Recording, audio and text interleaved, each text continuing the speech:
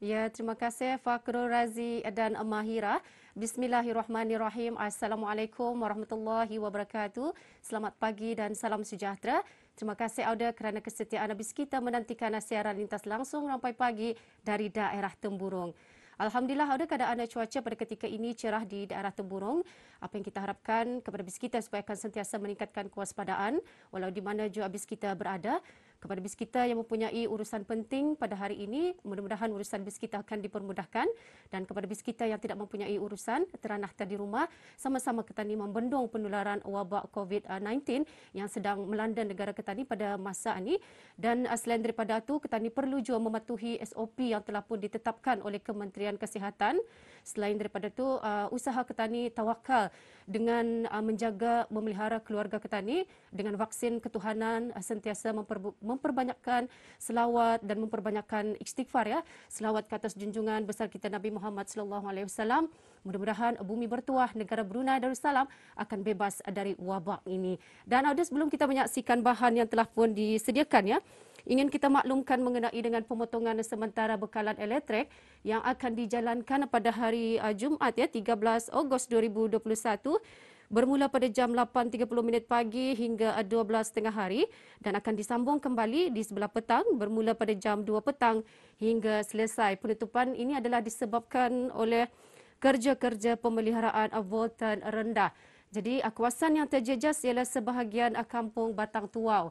Kepada bis kita yang tinggal di kawasan kampung berkenaan, supaya akan dapat mengambil maklum mengenai dengan penutupan sementara bekalan elektrik yang akan dijalankan esok. Dan audio seterusnya, apa kata kita terus saja menyaksikan bahan yang telah pun disediakan. Kita saksikan bersama.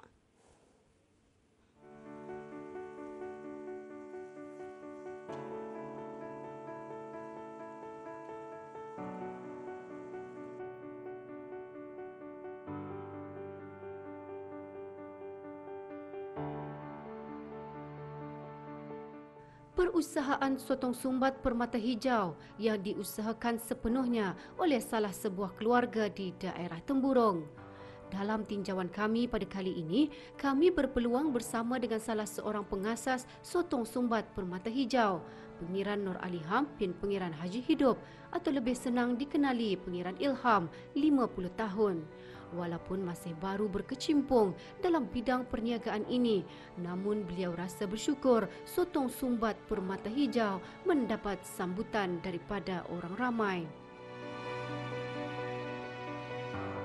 Perusahaan ini juga dibantu oleh anaknya, Pengiran Muhammad Nur Azizan bin Pengiran Nur Aliham, merupakan salah seorang belia yang begitu aktif dalam bidang perniagaan.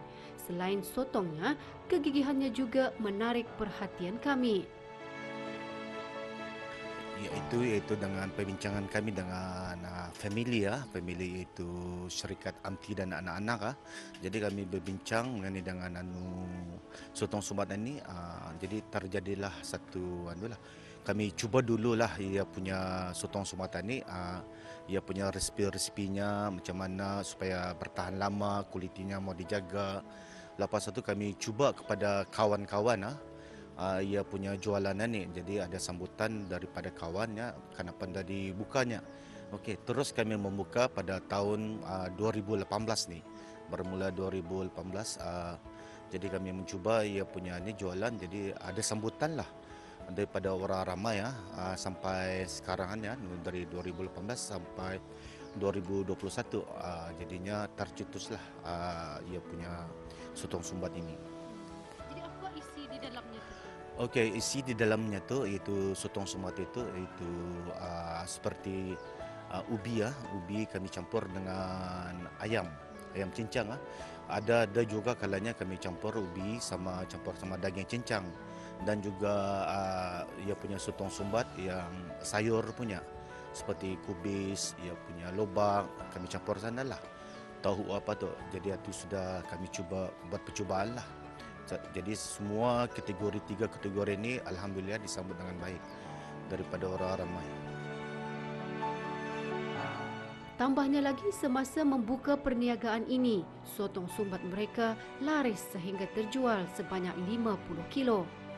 Selain saiz sotong tersebut, beliau juga mula mencaburi bidang perniagaan sejak tahun 2018 iaitu mempelajari perniagaan tersebut daripada ayahnya yang sudah lama berkecimpung dalam dunia perniagaan.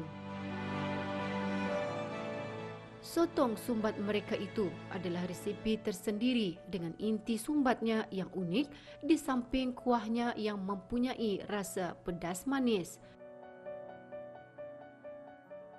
Tak, kami membuat live cook supaya orang ramai berpuas hati dengan bis orang sendiri melihat ia punya kualitinya tu kan, ia punya masakan tu kan.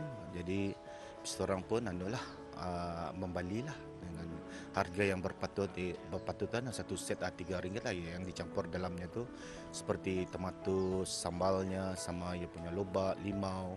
Okey, yang membantu dalam sotong sumbat ini ialah kami punya family lah, itu utamanya isteri saya dan juga pada anak-anak saya dan menantu saya yang membantu segala memproses ia punya sotong sumbat inilah. Selalunya kalau gerai malam, masa ni gerai malam tutup kan, jadi ditutup sementara dululah.